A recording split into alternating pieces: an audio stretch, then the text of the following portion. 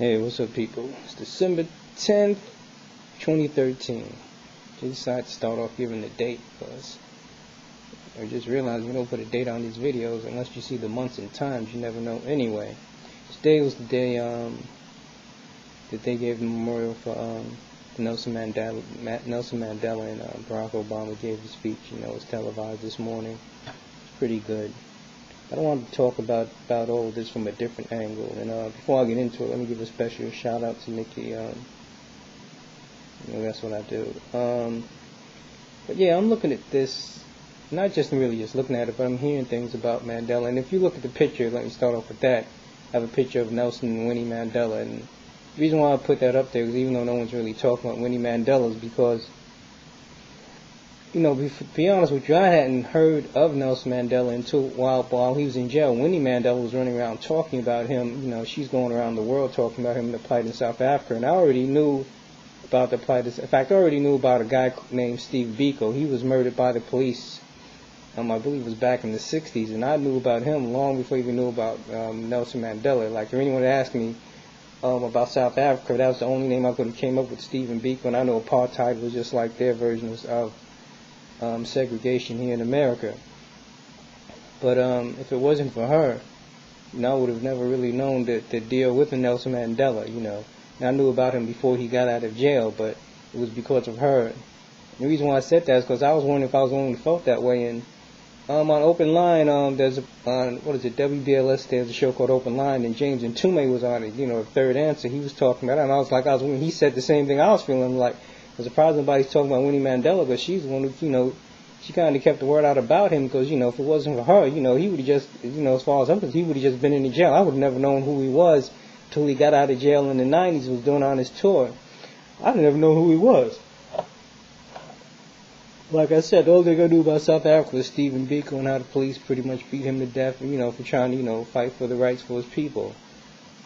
But, like I said, I'm coming at this from a different angle because I'm looking at Mandela, right? Mandela, even though he's from Africa, he's getting a whole lot of respect here in the U.S. from, like, brothers. You hear people talk about they respect him. They respect Martin Luther King, respect Malcolm X, because those guys, they weren't necessarily fighting for freedom, but they were fighting for the right for black men and women to be treated as men and women. They were fighting for our rights to be respected, really. Because we were already free. Even in South Africa, the South African people were free. They were just like being treated like third-class citizens, just like that how it was going on here. And, you know, these guys, they put their lives on the line for that. You know, Nelson survived. Nelson Mandela survived, but, you know, 27 years in prison, that'll break you down. But everybody knows what the deal with that is. But what's getting me is it's my pet peeve as usual. I'm just looking at this because when you look at most black men, they look at a man like Mandela, Martin Luther King, and Malcolm X. We have genuine respect. It's not anything fake. We respect those guys, their character, and we just like, you know, we give the peace sign, like, yo, you know, put the fist up just like in that picture. It's like, yo, that's the deal. But we have a duality about us. It's like, you know, we know that that's the way to be, but what do? We follow guys like who? Nicky Barnes, Frank Lucas, Bumpy Johnson, gangsters. We have this thing where we love our gangsters. Like, we respect the Mandelas, the Kings, and the Malcolm X's, but we love the gangster one. You know, it kind of gets me because I'm just like, all right, a week from now, you know, actually, I shouldn't even say a week from now, we're not going to be waiting. You know, black men are going to be shooting each other up. We're going to be stabbing each other up. We're going to be disrespecting each other. And even those guys I'm talking about with drug dealers and number runners, you know, we kill each other over next to nothing. Somebody looks at you the wrong way, or somebody speaks to you the wrong way, or somebody calls you a name. Somebody calls me out my name. If I don't answer to it, I'm all right. But if they call me the bitch ass nigga, somebody calls me a bitch. If I don't feel I'm a bitch ass nigga, then I just like, I won't pay any mind. People say, that's disrespect. You should fuck them up. But hey, when black men start to fight, that can actually lead to murder. You know, it is just that simple. So, you know, just fighting, I don't know, there's disrespect and there's like, you know, somebody might call me out my name. Do I want to kill that person for that? No. Now, if they would do that to my mother or my sister or something like that, that's another thing. But, you know, that's how we deal with situations. But it just amazes me how we do this. Like we respect men who respect us enough to actually put their lives on the line for us, but we don't we respect those men, but we don't want to have the same kind of character as them, and that's like confusing because it's almost like we're faking, like, we don't really respect those men, but why? After black man, I know we really do have a great deal of respect for those men, but we love this gangster stuff so much that we much rather be, we much rather be the next Nicky Barnes, the next Frank Johnson, the next Frank Lucas, the next Bumpy Johnson, and then I'm looking at this and I'm just like, you know what? It's easier to be those guys. I like Mandela, King, Malcolm X. Those are 1 in a million guys right there. Not too many men are gonna do what they did, put their lives on the line like that. But the gangsters, those guys, I'm not gonna say they're a dime a dozen because they were kind of like drug lords or drug overlords.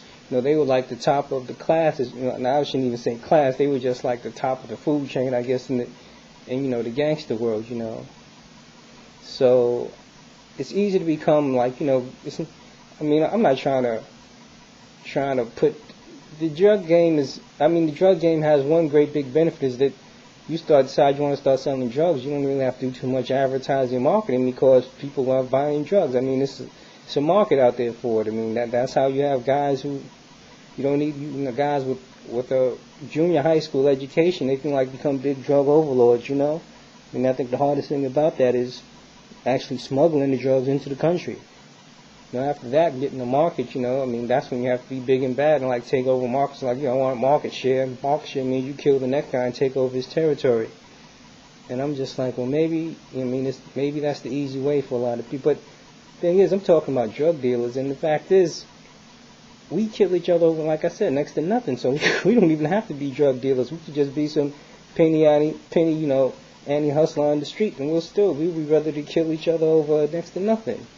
So I'm a black man, it confuses me, so I'm pretty sure non-black people, they're like, what's the deal with these people? Why do they want to kill each other? Why do they want to hurt each other so bad? And the reasons, like, I see you want respect in the street and all that, and I'm not even going to go I know a lot of people on the internet talk about, that's because black women love that. Yeah, black women do love thugs, but I still just kind of dismiss that as a reason exactly why a guy wants to be a gangster. That doesn't seem like, to me, that's just not a big enough reason. You want the girl, if you want to get the girl you want to get, then, I'm going to be a drug dealer, I'm going to be, a pimp or something like that. I just can't put too much stock in that. I know, like, on YouTube and a lot of social networks, that's the, that, it's true, I can't, it doesn't have it's not like it doesn't have any validity to it, but I can't see that as like the main reason guys run around and do this. I can't see how, as a black man, if you can see the character that the Mandela or Dr. King would portray, you see it as a good thing, why you would try to emulate that in some way, but instead you want to emulate a Nicky Barnes or a Frank Lucas. Why do we want to emulate those guys? And not the other guys. We respect those guys, but we love the other guys. We love those guys. BET has shows, like, you have drug overlords in every, like, city, and, in America, I don't even know what the name of it is. It's like some nonsense show, but a lot of people watch it, and they talk about the drug dealers from Detroit, the drug dealers, the drug lords from Chicago, the drug dealers from wherever. And guys watch that and like that. I don't watch that nonsense. But I like, I don't know, I guess this is just me doing some kind of like, not really soul searching, just trying to figure, as a black man, trying to figure my people out, figure out my people, because I don't understand us a lot of times. Like I said, we can look at these guys, respect them, see Mandela's going to be remembered, he's going to go down in history, but, these other guys I'm talking about, there'll be other guys who come up behind them and probably replace their names. 100 years from now, who's going to care who Nicky Barnes or any of those other guys are? Mandela, he's a name for the ages. And we know that. Black men, we know that. But still, we would much rather follow the path of those other guys, and of the Nicky Barnes and Frank Lucases and, guys like that. We much rather follow the path of those guys. And I probably should put a footnote and say Bumpy Johnson was known for trying to at least keep the people who were doing business in Harlem in business, even though it was people with the numbers and stuff like that. You know, you're trying to keep them, keeping the mob from overtaking them. So he was kind of like, looking out for people in Harlem, kind of. But I mean, if you see the movie that with Larry Fishburne, I mean, it just had him as a numbers runner, but he's supposed to be into drugs and all that. And he's supposed to be a very vicious and killer type dude. All three of those dudes are known for like using violence and murder to keep their turf, which is, I guess, was something they have to do in their business. But at the end of the day, we shouldn't have a whole bunch of us running around trying to act like them. We should have more of us running around trying to act like the Mandelas and the Kings, or at least have this take something from their characters and try to build on that, even if it's just a fraction of it. Because like I said, those guys right there, like those are the 1 in a million guys. Not everybody can be that, but at least try to follow and lead, follow their example and, learn from their character. But anyway, want to wish everybody, happy holidays. Christmas and New Year's is coming, and I've been saying this before, but I doubt I'll make any more videos before then. But I just felt it was necessary for me to make this video, because he was a great man. I mean, hey, amazingly, he lived to be 95. All that he went through, he did 27 years in prison, and he didn't come out a broken man. In fact, they said he could have even gotten out earlier, but he didn't come out a broken man. But that's a guy a lot of us should try to at least take from his character, try to be more like him. And forget the Nicky Bonds, the Frank Luxes, even the AZs and whoever kind of famous drug dealer. Some people even like the Pablo Escobars. Some people just admire, the big. I mean, to me, that's not something that we really should be trying to admire or trying to emulate. We should try to admire and at least try to emulate the character of the guys like Mandela. Anyway, that's all I have to say on this. Thanks for listening, people. Like I said, hope you have happy holidays. Peace.